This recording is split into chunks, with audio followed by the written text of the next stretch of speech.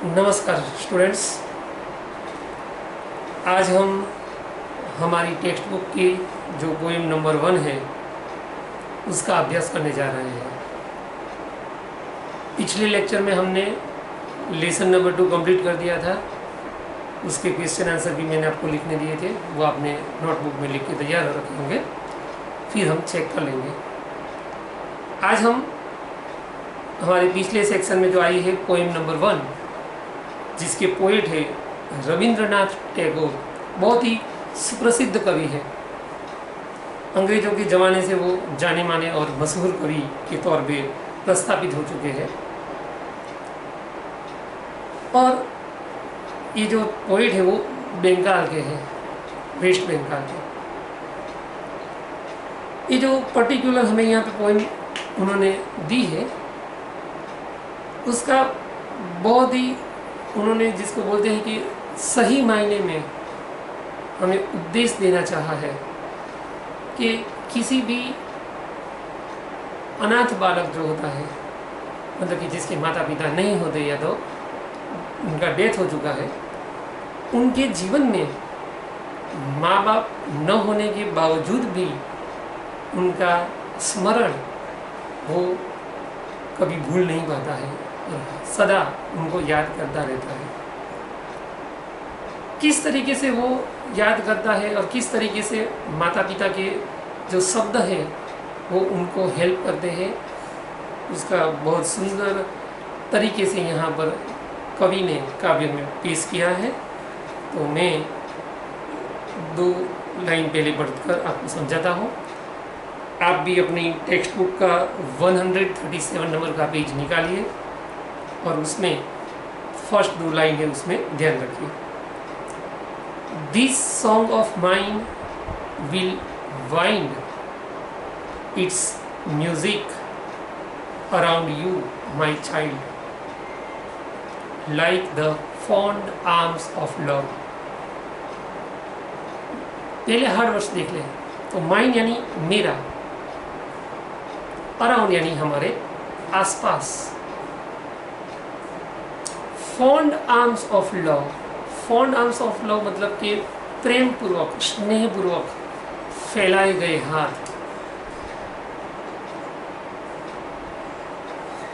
तो 2 लाइन में कवि क्या कहना चाहते हैं वो हम समझे। जो पेरेंट है, माता पिता है, वो इस लाइन में कहते हैं कि भाई ये जो मेरा गीत है, इनके जो शब्द है, वर्ड्स है, वो तुम्हारे आसपास वाइंड यानी कि तुम्हें लपेट लेंगे और तुम उसमें सुरक्षित रह जाओगे। किस तरीके से तुम्हें अपनी बाहों में फैला लेंगे? Like the fond arms of love, जैसे माता पिता अपने प्रेम पूर्वक हाथ फैला के अपने बच्चे को गोदी में बिठा लेते हैं, इस तरीके से। तीसरी लाइन में देखिए, this song of mine will touch your forehead like अ किस ऑफ ब्लेसिंग। ये जो मेरा गीत है वो तुम्हारे फॉरहेड यानी कि बाल मतलब हमारे मस्तिष्क का नीचे का हिस्सा, पार्ट ऑफ द बॉडी, उसको छूकर तुम्हें आशीर्वाद रूपी चुंबन करेंगे, तुम्हें आशीर्वाद देंगे। कब आशीर्वाद देंगे? When you are alone, जब तुम अकेले होंगे, तुम्हारे साथ हम दोनों में से कोई भी नहीं होगा। It will sit by your side, तब हमारे ये जो गीत है वो तुम्हारे पास बैठेंगे, नजदीक जाके बैठेंगे। And whisper in your ear, और तुम्हारे कानों में गूंजते रहेंगे। इसके एक एक शब्द है, इसको तुम याद करते रहोगे सदा। नेक्स्ट टाइम में देखिए, When you are in the crowd, it will fence you about with aloofness। जब तुम लोगों के भीड़ में एकत्र होंगे, तब जो एक गीत के वर्ड है तुम्हारे, वो क्या करेंगे? तुम्हें फेंस यानी कि तुम्हारा रक्षा करेंगे, सबसे तुम्हारी रक्षा करेंगे। और कैसे रक्षा करेंगे? तुम्हें सबसे अलग रख के, वो तुम्हें लोगों के बीच में जाने से, उनसे डरने की आवश्यकता नहीं है। उस वक्त ये जो हमारा गीत है वो तुम्हारे लिए प्रोटेक्शन का काम करेंगे। नेक्स्ट लाइन देखिए, my song will be like a pair of wings to your dreams. Pair of wings मतलब कि जो विहग होता है ना, विहग मतलब पक्षी, उसकी जो पंख होती है, तो पंखों की जो जोड़ होती है, पैर होती है, ये गीत के वर्ड भी तुम्हारे जो पंखों के जोड़ के समान कार्य करेंगे। और तुम्हारा जो ड्रीम है, स्वप्न है, उसको एक जगह से दूसरी जगह ले जाने का कार्य करेंगे। तुम जो स्वप्न देखोगे उसको वो स्थिर नहीं रहने देंगे, उसको गतिशील बनाएंगे। नेक्स्ट लाइन में देखिए, it will transport your heart to the verge of the unknown. ये जो हमारा गीत है ये क्या करेगा, तुम्हारे जो स्वप्न है उसको ट्रांसपोर्ट करेगा, मतलब एक जगह से दूसरी जगह पे ले जाएगा। कहाँ तक ले जाएगा? Verge of the unknown. Verge of the unknown मतलब फ्रेंड्स, अपरिचित, अज्ञात सीमा तक ले जाएगा।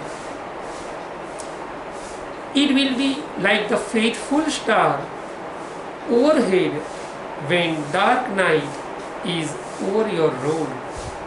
इस लाइन में फेथफुल मतलब वफादार, विश्वासु, ओवरहेड मतलब हमारे मस्तिष्क के ऊपर। तो इसमें क्या बोला इस लाइन में? इसमें बताया गया है कि जब तुम जीवन के पथ पर सफर कर रहे होगे उस वक्त ये जो हमारे गीत के वर्ड है वो तुम्हारे मस्तिष्क के ऊपर, जैसे अंधकार रूपी मार्ग में हम जब सफर करते हैं तो उस वक्त हमारे आकाश में जो सितारे होते हैं ना, वो आकाश के, आसमान के जो सितारे हैं वो हमें ज्ञान रूपी प्रकाश का फेर देने का कार्य करते हैं। तो गीत के जो वर्ड है वो तुम्हारे लिए भी वही प्रकार का कार्य करेंगे।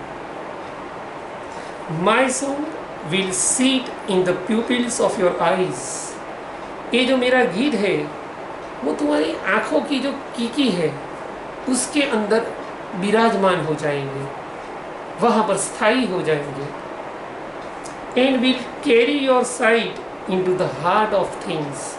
और हमारी दृष्टि को दूर दूर तक फैलाने का काम यही कीकी करती है आपकी। तो ये जो हमारा गीत है वो तुम्हारी कीकी के अंदर बैठ जाएगा और तुम्हारी जो दृष्टि है उसको हर एक चीज वस्तु के हार्द तक ले जाएगा। हार्द मतलब उसके डीप तक ले जाएगा और तुम्हें उसको समझने में सहायता करेगा। और लास्ट लाइन में पोएट क्या कहना चाहते हैं? And when my voice is silent in death,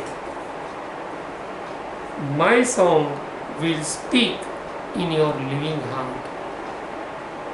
जब हमारी आवाज हमारे मरने के बाद शांत हो जाएगी, सब सन्नाटा छा जाएगा सभी और, उस वक्त हमारे एक गीत के जो शब्द है वो तुम्हारे जीवंत हृदय के अंदर गूंजते रहेंगे और तुम्हें हर हमेशा इस बात का एहसास करते रहेंगे कि मरने के बावजूद भी, मरने के पश्चात भी हम तुम्हारे साथ हैं, हम तुम्हें छोड़ के नहीं गए हैं। तो इस तरीके से एक अनाथ बालक के मन की व्यथा को पोएट ने बड़ी ही सुंदरता से यहाँ पे पेश करना चाहा है। और ये साथ में बोध भी, यानी कि उपदेश भी देना चाहते हैं कि माता पिता का स्थान अपने संतान के जीवन में हमेशा टॉप पर रहता है, चाहे वो जिंदा रहे या मरे, लेकिन उनकी वजह से ही उनकी संतान को प्रेरणा मिलती है और वो जीवन के मार्ग पर अपनी सफ़र चालू रख सकता है। तो यहाँ पर हमारी ये पोएम कंप्लीट होती है।